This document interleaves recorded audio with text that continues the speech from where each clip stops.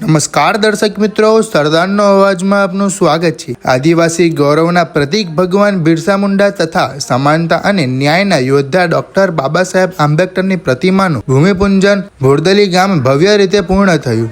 સ્થાનિક પૂજારી દ્વારા વિધિપૂર્વક કરવામાં આવેલા આ પવિત્ર કાર્યક્રમમાં ગામના સરપંચ વિનુભાઈ આગેવાનો, ગ્રામજનો અને આદિવાસી સમાજના ભાઈઓ બહેનો ઉમંગ ઉત્સાહ સાથે ઉપસ્થિત રહ્યા હતા। આ અવસર ગામમાં એકતા, ગૌરવ અને પ્રેરણાનો સંદેશ વહેતો જોવા મળ્યો। આ કાર્યક્રમમાં રૂરલ હાટ ભોરદલીમાં કરાવવામાં આવ્યું હતું, જે ગામના વિકાસ અને સંસ્કૃતિ જાગૃતિના પ્રયાસોનું એક મહત્વપૂર્ણ પાનું સાબિત થશે। વધુમાં હાર્દિક શુભકામનાઓ વિનુભાઈ સરપંચે જે પાઠવી હતી, સાંભળો વિનુભાઈ સરપંચ શું કહે। આજે છોટાઉદેપુરના અંતરિયાળ વિસ્તારમાં જ્યારે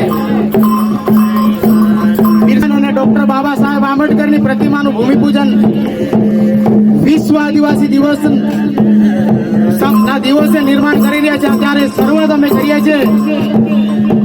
ત્યારે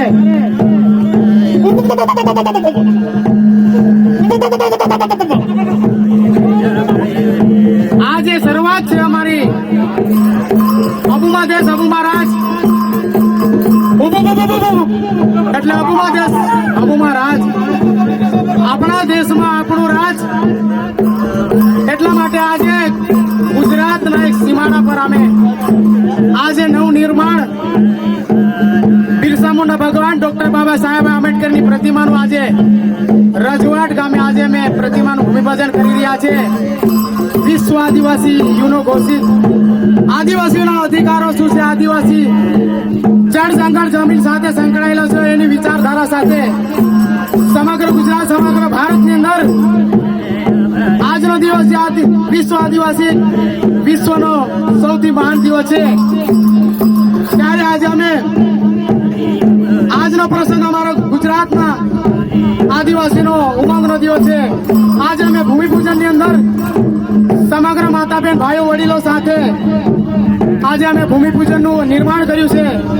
આવનાર સમયની અંદર અમે એનાથી વિશેષ કાર્યક્રમ કરીશું અને અમારા આદિવાસી વિસ્તારના લોકોને સાચી દિશા તરફ પ્રેરણા આપવાનું કામ કરીશું।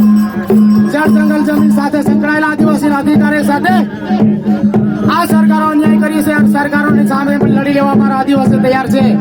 અમે કોઈ સરકારોના વિરોધ નથી કરતા, પરંતુ અમારો અધિકારો પર જ્યારે આ ચાલુ સરકારો તરફ મારવાની કોશિશ કરશે ત્યારે સાખી લેવામાં આપણે તૈયાર નથી। એની સાથે આજનો કાર્યક્રમ અમે આરંભ કરી રહ્યા છે। મારું નામ છે વિનુભાઈ રાઠવા, ગામ ભોરદલી। રિપોર્ટર શકીલ બલોચ દ્વારા છોટાઉદેપુર। આવી વધુ માહિતી માટે જોડાયેલા રહો સરદારનો અવાજ સાથે।